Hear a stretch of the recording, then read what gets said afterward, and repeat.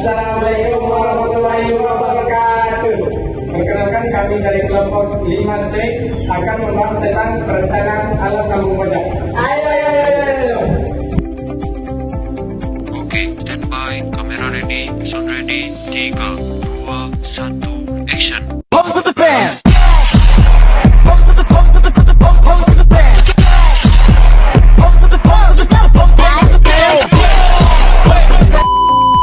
Baiklah, di sini saya akan menjelaskan tentang perencanaan alat sambung baja. Struktur baja adalah elemen-elemen seperti balok, kolong, dan batang yang harus terhubung dengan aman untuk mentransfer beban dari satu elemen ke elemen lainnya. Sambungan baja bukan hanya sebagai titik penghubung, tetapi sambungan tersebut merupakan komponen yang menentukan kekuatan, fleksibilitas, dan keamanan struktur terhadap berbagai gaya seperti tegangan, kompresi, geser, dan momen. Terdapat berbagai jenis sambungan seperti sambungan baut, las, dan plat flensa yang harus dipilih dan dirancang secara akurat sesuai dengan beban yang terlibat dalam standar perancangan struktur baja. Perencanaan alat sambung baja juga harus mempertimbangkan efisiensi material, kemudahan pelaksanaan di lapangan, serta aspek keselamatan kerja.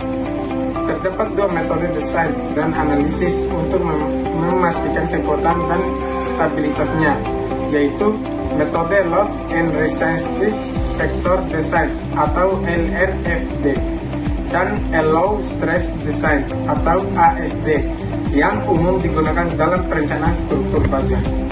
Baik, di sini saya akan menjelaskan konsep dasar perencanaan alat sambung baja.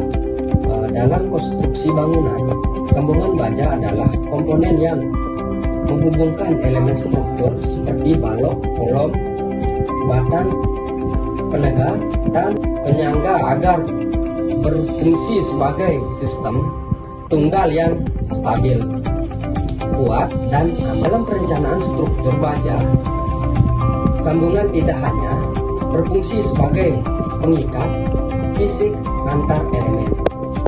Sambungan juga sangat mempengaruhi kekuatan, kekakuan, stabilitas, dan perilaku keseluruhan struktur. Artinya, kesalahan dalam merancang sambungan dapat menyebabkan kegagalan struktur. Meskipun elemen utama, balok atau kolom, sudah cukup kuat, terdapat dua peran utama dalam sambungan. Yang pertama, transfer gaya internal. Teruskan gaya dalam internal force dari suatu elemen struktur ke elemen lainnya tanpa mengurangi stabilitas sistem seperti gaya aksial, gaya geser, atau gaya momen. Yang kedua, tipe rangka keseluruhan. Rig, contents, moment, contents. Yang kedua, semi rig atau semi restaurant connection.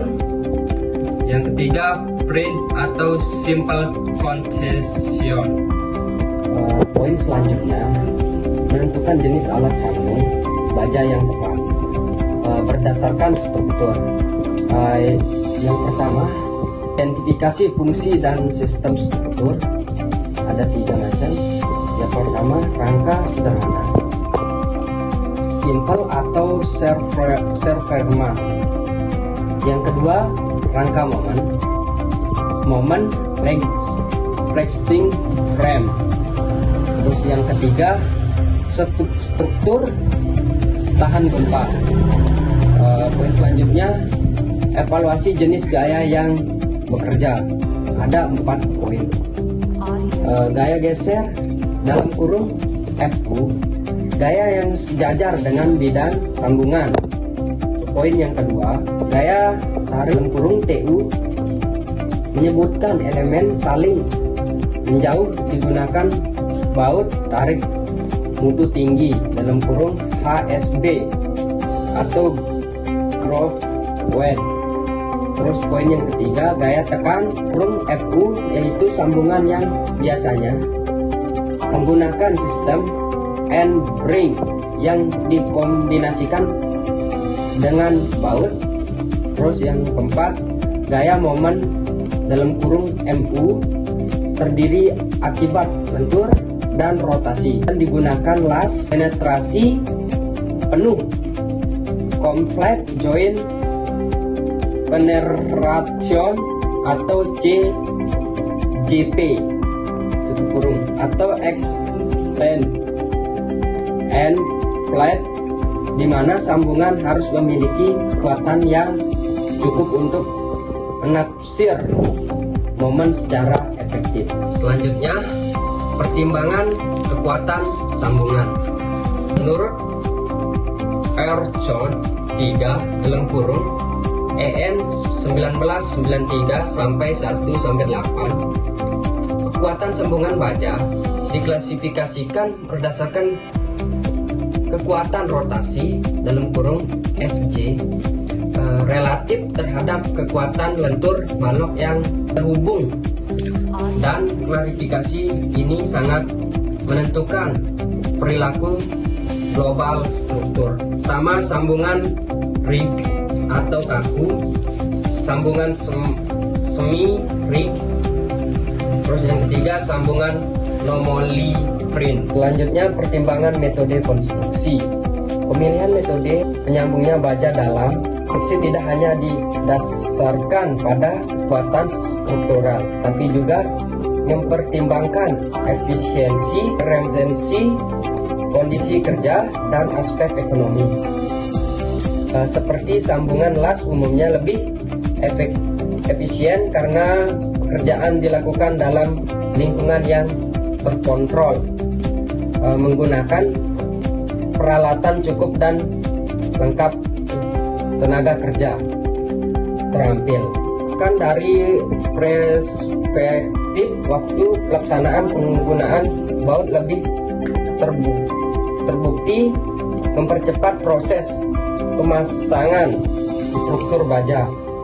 Ini menunjukkan bahwa sambungan baut sering kali lebih ekonomis dalam proyek yang membutuhkan kecepatan konstruksi tinggi. Saya akan menjelaskan evaluasi mergagalan.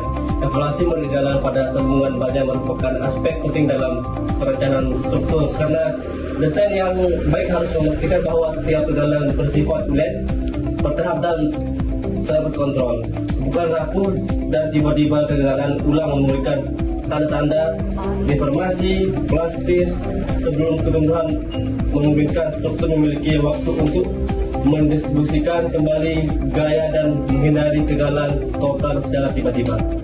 Dan selanjutnya, pertimbangan ekonomi dan efisiensi. Dalam memiliki alat sambungan baja, baik baut maupun pengelasan, sangat dipengaruhi oleh waktu pengerjaan, biaya tenaga, biaya material, dan persyaratan kinerja struktur. Pilihan antara baut dan penjelasan tidak dapat hanya didasarkan pada biaya material. Pilihan tersebut harus mempertimbangkan total biaya